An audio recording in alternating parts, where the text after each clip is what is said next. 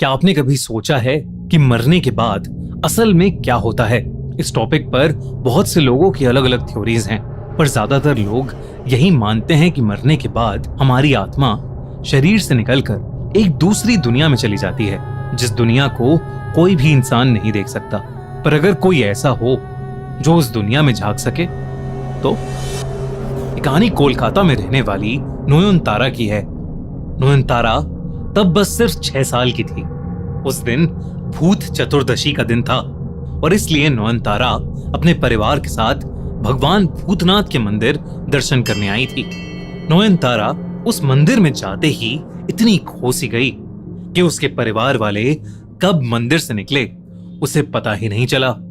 मंदिर के पुजारी को अचानक किसी जरूरी काम से जाना पड़ा और क्योंकि वो नहीं जानते थे कि नयनतारा अंदर है, उन्होंने मंदिर बाहर से बंद कर दिया।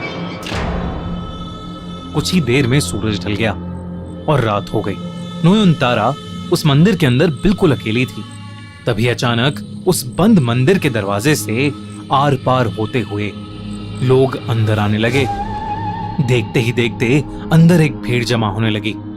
सब लोग बहुत अजीब से दिख रहे थे। ये लोग आम नहीं थे। ऐसा लग रहा था कि ये सब मरे हुए लोगों की आत्माएं हैं। बेहद डरते हुए नयनतारा मंदिर के कोने से छुप के उन्हें देख रही थी।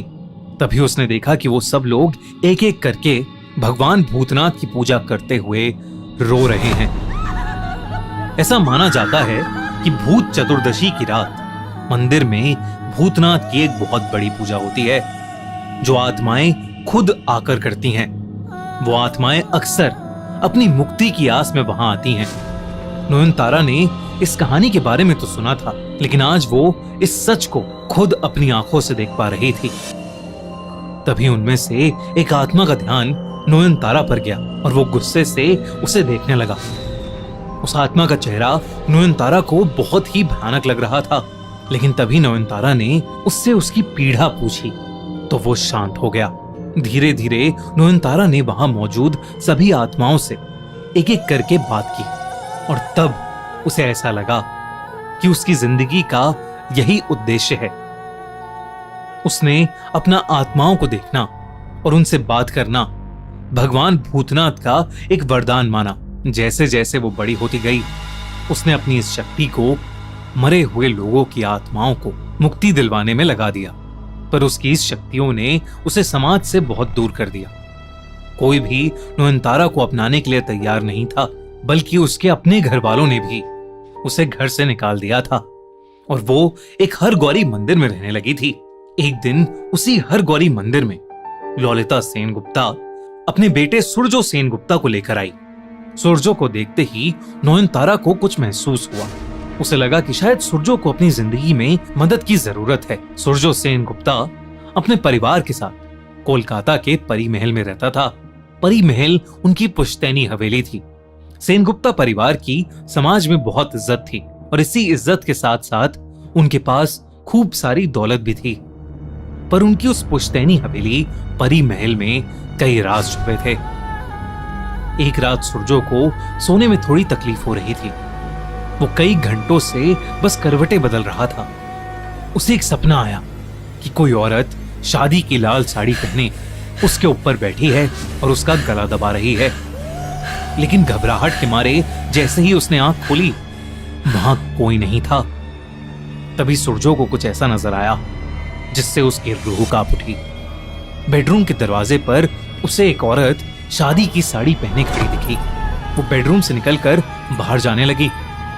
सुरजो बिना सोचे समझे उस औरत के पीछे गया। जब वो कमरे से बाहर निकला तो वहां कोई नहीं था। तभी उसकी नजर महल की दीवार पर लगे एक बड़े से शीशे पर गई। उसमें उसे हर जगह सिर्फ दुल्हन के कपड़ों में लड़कियां खड़ी दिखाई दे रही थीं। ऐसा लग रहा था जैसे वो सब वहां खड़ी लाशें हों, पर यह सब सिर्फ शीशे में दिख रहा था। असल में वहां कोई नहीं था। तभी उसे किसी औरत के रोने की आवाज ऊपर वाली सीढ़ियों से आई।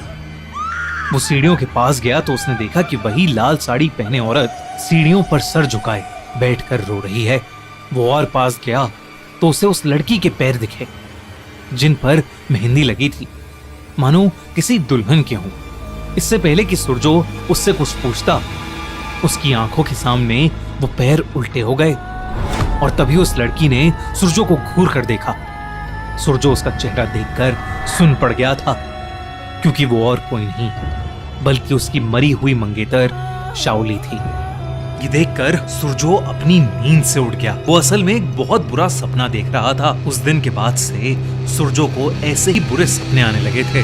इसीलिए सुरजो को हर गौरी का आशीर्वाद दिलवाने के लिए सुरजो की माँ ललिता उसे पास के एक हर गौरी मंदिर ले गईं और उसी मंदिर में उनकी मुलाकात नयनतारा से हुई। ललिता ने नयनतारा को देखते ही समझ लिया था कि सुरजो की जिंदगी को ये लड़की ही बदल सकती है। इसलिए उसने नयनतारा और सुरजो की शादी करवाने का फैसला किया। शादी के बाद सुरजो नयनतारा को परी महल में ले आया था, लेकिन नयनतारा को जरा सा भी अंदाजा नहीं था कि परी महल में कितने सारे साए और कितने सारे राज उसका इंतजार कर रहे हैं। पर परी महल में भी उन सायों को यह नहीं पता था कि नयनतारा कोई मामूली लड़की नहीं है। नयनतारा सुरजो से शादी करके बहुत खुश थी, पर सुरजो ऐसा महसूस नहीं करता था। शादी की पहली रात ही सुरजो ने नयनतारा को कह दिया था कि उसने ये शादी सिर्फ अपनी माँ ललिता के कहने पर की है। नयनतारा को इस सुनकर बहुत बुरा लगा, पर वो जानती थी कि समय के साथ वो सुरजो का दिल जीत लेगी। उस रात नयनतारा पानी पीने के लिए किचन गई। जैसे ही वो वापस कमरे में लौटी, नयनतारा का दिल दहल गया। सुरजो के बिस्तर के ठीक ऊपर एक लड़की हवा में तैर रही थी। उसने एक शादी का जोड़ा पहना हुआ था और उसकी आंखें गुस्से से लाल थीं। नयनतारा ने उसे देखते ही कहा, कौन हो तुम? मेरे पति से दूर हो जाओ। उस लड़की ने तुरंत नयनतारा की तरफ मुड़कर देखा और कहा, तू मुझे देख सकती है, कौन है तू? और तब नयनतारा ने उसे भगवान भूतनाथ से मिले अपने वरदान के बारे में बताया। नयनतारा की सच्चाई सुनकर उस लड़की की लाल आंखें शांत हो गईं और वो रोने लगी। इससे पहले कि नयनतारा कुछ और कह पाती, पीछे से सुरजो की आवाज आई कि तुम किससे बात कर रही हो? वो आत्मा तुरंत गायब हो गई और नयनतारा चुपचाप बिस्तर पर आकर सोने की कोशिश करने लगी। नयनतारा अपने दिमाग को शांत ही नहीं कर पा रही थी। उसे समझ ही नहीं आ रहा था कि वो औरत कौन थी और नयनतारा की बात सुनकर क्यों रोने लगी थी। इसी उलझन में नयनतारा बिस्तर से उठकर उस औरत को परी महल में ढूंढने चली गई। रात के अंधेरे में परी महल बहुत ही डरावना लग रहा था। उस महल की हवा में एक अजीब सी घुटन थी। नयनतारा उसे हर जगह ढूंढने लगी। तभी एक बंद कमरे से आवाज आई। जब नयनतारा उस कमरे में घुसी तो उसकी रूह कांप उठी। उस कमरे में बहुत सी लड़कियां शादी के जोड़े में खड़ी हुई थीं और नयनतारा को देखते ही उल्लू ध्वनि निकालने लगी। उनकी आवाज इतनी तेज थी कि नयनतारा घबरा गई, पर उसने देखा कि उनके बीच में वही औरत भी थी जो नयनतारा को कमरे में दिखाई दी थी। नयनतारा ने उससे पूछा, तुम कौन हो? उस औरत ने जो जवाब दिया वो नयनतारा ने सपने में भी नहीं सोचा था। उसने बताया कि मरने से पहले उसकी शादी सुरजो से होने वाली थी, पर शादी से पहले ही सुरजो ने उसे जान से मार दिया। उसने कहा कि उसे मुक्ति तभी मिलेगी जब वो अपनी मौत का बदला सुरजो को मार कर लेगी और नयनतारा को उसकी मदद करनी होगी। उसने ये भी बताया कि परी महल में बहुत सारे राज छुपे हैं। जो जैसा दिखता है वो वैसा है नहीं। तो आखिर अब नयनतारा क्या करेगी? तो क्या वो उस आत्मा को मुक्ति दिलाएगी या अपने सुहाग की रक्षा करेगी? क्या है आखिर परी महल का राज? और क्या सच में सुरजो ने अपनी होने वाली पत्नी को जान से मारा था? ये सब कुछ जानने के लिए देखिए नयनतारा 9 जून से हर रात 8:30 बजे सिर्फ कलर्स टीवी पर। और अगर आपको ये वीडियो अच्छी लगी तो हमारा चैनल खूनी मंडे सब्सक्राइब करना बिल्कुल मत भूलना।